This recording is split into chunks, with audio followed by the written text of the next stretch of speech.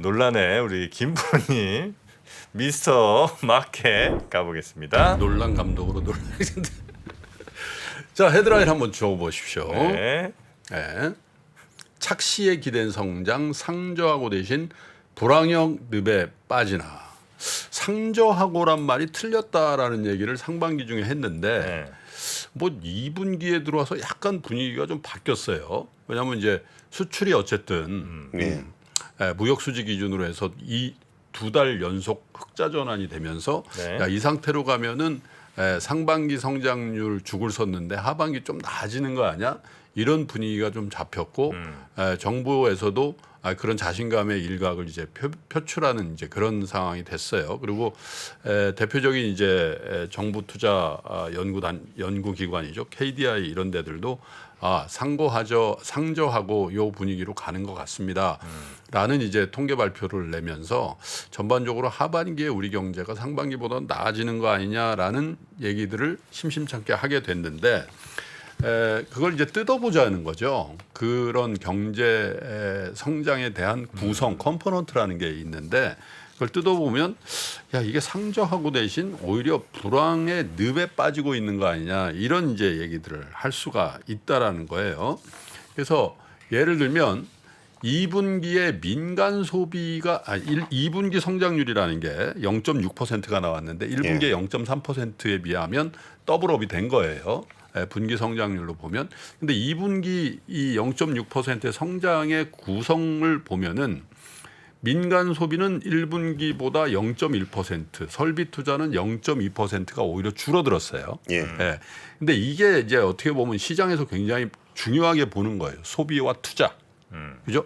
그 다음에 이제 뭐가 있냐면 정부 지출이 있죠. 네. 정부 지출은 1.9%가 줄어들었고 수출 증가율로만 보면 1.8%가 줄었습니다. 그런데 왜 2분기 성장률이 플러스냐? 이 GDP에서 차지하고 있는 그 수출 수입에 대한 지표는 순수출을 보거든요. 그러니까 수입 대비 수출이 어떻게 됐냐 이걸 보는데 수입이 워낙 급감을 한 거죠. 마이너스 4.2%. 그래서 우리가 불황형 흑자니 뭐 이런 얘기를 했던 거거든요. 그래서 이 2분기에 0.6% 성장한 걸 이렇게 분해를 해보면 결코 이게 바닥을 치고 올라가는 모습을 보여주지는 않는다라는 얘기가 오히려 더 합리적인 거죠. 그리고 이제 수출을 조금 더 분석을 해보면 수출 쪽에도 착시 효과가 있다라는 건데 예를 들면 수입이 전년 동기 대비해서 마이너스 25.4%고 수출이 마이너스 16.5% 이렇게 돼 있어요. 네. 그러니까 워낙 수입이 급감을 했는데 그럼 수입이 급감하는 게 경제에 좋은 거냐? 아니라는 거죠. 수입을 한다는 건 소비에 쓰거나 무슨 뭘 만드는 데 쓰거나 그러려고 수입하지 뭐 그렇잖아요. 우리가 외화를 뭐 밖으로 방출하기 위해서 수입하는 건 아니잖아요. 그래서 이제 대표적인 이제 우리 경제학자 중에 성태훈 교수 연대 경제학과죠. 이런 분들조차 이제 뭐라고 얘기를 하냐면 지표상으로는 경기가 나아지는 것처럼 보이곤 있는데 실제로는 그렇지 않은 불황형 성장의 모습이 나오고 있고 경기 회복을 논하기에는 지금 너무 이르고 국민이 체감하는 형태의 경제 성장과도 거리가 있다. 왜? 국민들이 체감하는 경제 성장이라는 건 기본적으로 물가를 체감하면서 느끼는 거잖아요. 근데 물가는 계속해서 오르고 있지 않습니까? 이제 그런 부분들을 감안해서 보면 지금 경제 성장이 성장이라는 측면에서 상저하고를 막 논할 단계가 아니다라는 그런 얘기를 하는 거죠.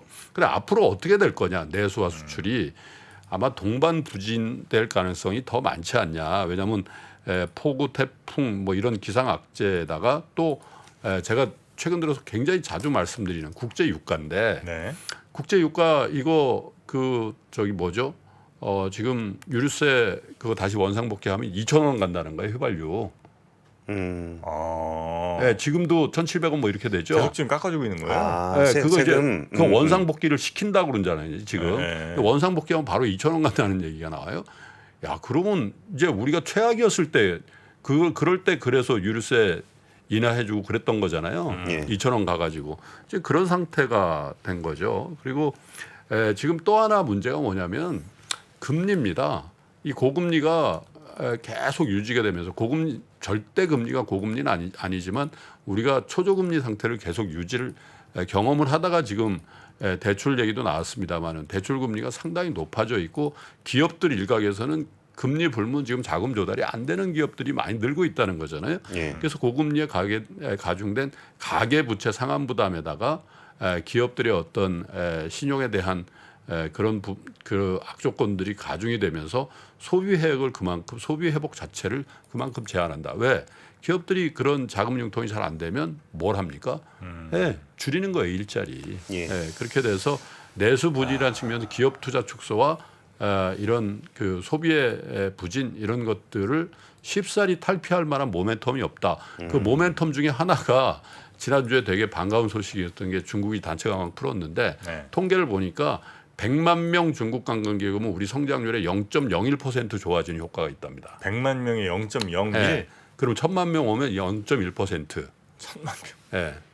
그러니까 그걸 가지고 뭐 확 일부 산업의 주가에는 영향을 줄 수 있는데 예를 들면 중국 관광객이 뭐 200만 명, 300만 명 추가로 온다고 해서 막 그런 분위기도 아니라는 거죠. 거기다가 문제는 중국 본진이 지금 털리고 있다는 거예요. 그 컨트리 가든 얘기도 했습니다만 중국이 지금 물가가 하락세로 전환했다는 얘기 지난주에 들려드렸죠. 네. 아니 중국이 물가가 빠지는 게 이게 사실 우리가 늘상 하는 얘기가 아닙니다. 그렇죠. 경제 성장률을 뭐 파우치, 파우류 이런 7%, 6%를 정부가 개런티하는 그 경제를 우리가 불과 몇 년 전이거든요. 그게. 근데 물가가 이만큼 빠진다라는 건 정부 주도가 아니면 저 경제가 마이너스 성장할 수도 있다는 얘기잖아요. 저게. 그래서 기본적으로 대중국 수출에 대한 어떤 기대 이런 것들을 많이 버려야 된다. 실제로 이달 수출이 1년 전보다 대중국 관련해선 25.9%가 줄은 효과가 나왔단 말이죠. 예. 그래서 이런 부분들도 그렇고 그래서 전반적으로 우리 하반기에 우리 경제에 대한 그나마 뭐 1.5% 정도를 지금 보고 있는 건데 거기서도 상저하고라는 용어를 함부로 써서 이게 괜찮나? 이런 착시를 가지고 경제 운용을 하고 또 소비를 하고 기업 운용을 하게 하는 건 문제가 있다. 그래서 정부가 경제 운용에서 가장 크게 역할을 하는 게 세 가지입니다. 하나는 뭐냐면 지금 얘기하고 있는 성장률을 비롯한 거시 경제 정책의 안정적인 운용.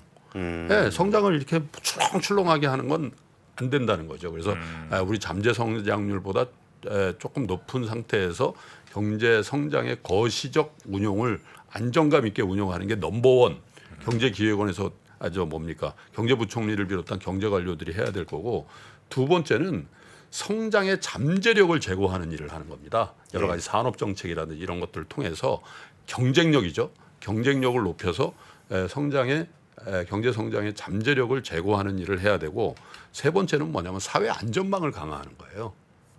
왜냐하면 아까 가치의 충돌이라는데 정치라는 게 사회적 가치의 배분이라고 하잖아요. 우리가 네. 그죠?